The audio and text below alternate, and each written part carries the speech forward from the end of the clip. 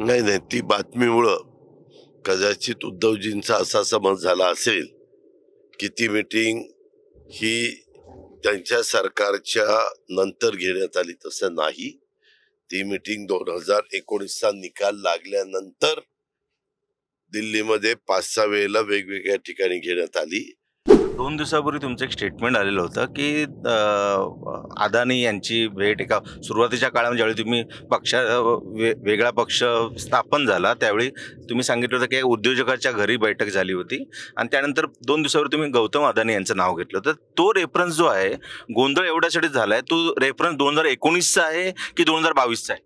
2019ला त्यांच्या गेस्ट हाऊसला आम्ही एक मीटिंग केली, एवढाच रेफरन्स आहे. गौतम अदानींच्या म्हणजे अनेकांची गेस्ट हाऊस असतात ना, पुण्यात असतं, मुंबईत असतं, तिथं. आणि बाकीच्या वेळेस आम्ही वेगवेगळ्या ठिकाणी बसलो, पण त्याच्यात गौतमभाई अडानी आणि त्यांच्या कुठल्याही ग्रुपच्या व्यक्तीचा संबंध नव्हता. एक गोष्ट सांगितली जाते की तुम्ही खूप वेळा प्रांजळपणे मान्य करता कुठलीही गोष्ट. मुख्यमंत्री उद्धव ठाकरे यांच्या काळामध्ये तुम्हाला सर्वाधिक काम करायला संधी मिळाली, कारण त्यावेळी कोरोना होता. तुम्ही सकाळी 7 वाजल्यापासून मंत्रालयात बसत होते. मात्र आता तेच उद्धव ठाकरे म्हणतायत की अजित पवार आणि अमित शहा आणि एकूण हा जो कंपू आहे यांनी गौतम अदानी यांच्या सहकार्याने माझं सरकार पाडलं. याबाबतीत तुमचं काय म्हणणं आहे?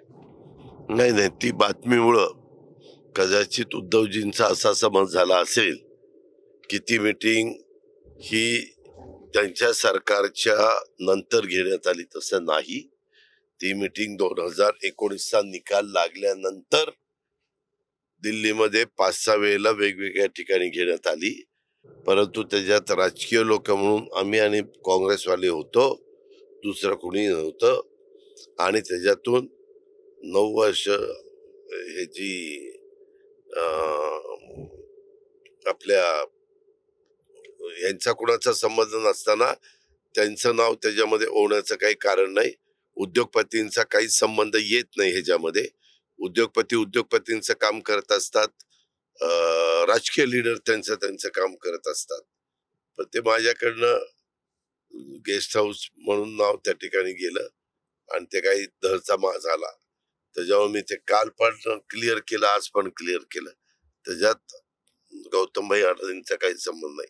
आणि हे क्लिअर करताना माझा वर कुणाचा दबाव पण नाही.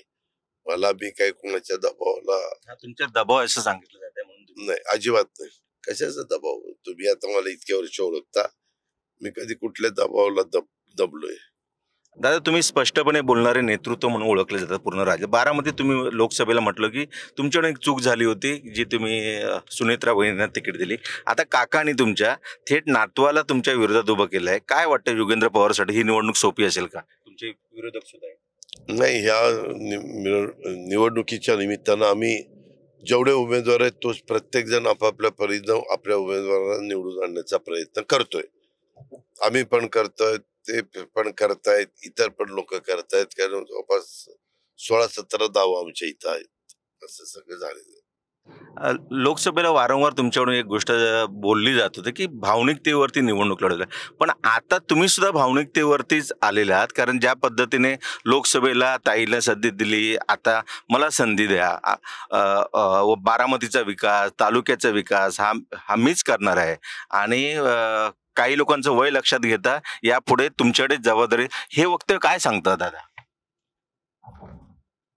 नाही नाही नाही नाही, मधी काहींनी सांगितलं की आता 1.5 वर्षांनी, काहींनी म्हणण्यापेक्षा पवार साहेबांनी सांगितलं 1.5 वर्षांनी मी थोडस बाजूला होणार आहे संसदीय राजकारण. संसदीय कारण आता तुम्हालाही माहिती की राजकीय व्यक्ती ज्यावेळेस संसदीय कामकाजातनं बाजूला होते त्यावेळेस लोकांचा ओढा कमी होतो, म्हणून त्याबद्दल मी बोललो होतो.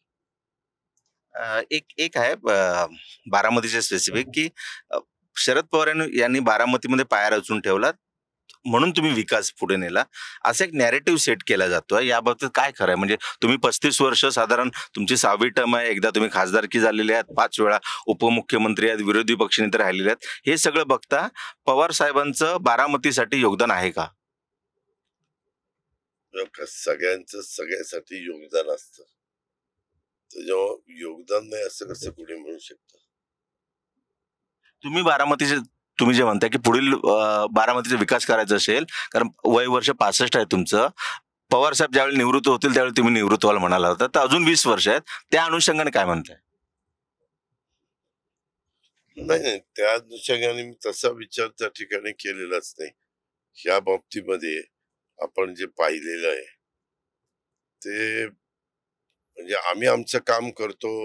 प्रत्येक जण आमच्या बारामतीमध्ये काम करतो. काम करत असताना बारामतीचा सर्वांगीण विकास व्हावा हेच ध्येय उराशी बाळगून काम करतो. आणि आता शिक्षणाचं माहेरघर तालुका लेवलचं सगळ्यात जास्त शिक्षणाच्या सुविधा असणारं ते शहर ओळखलं जाते.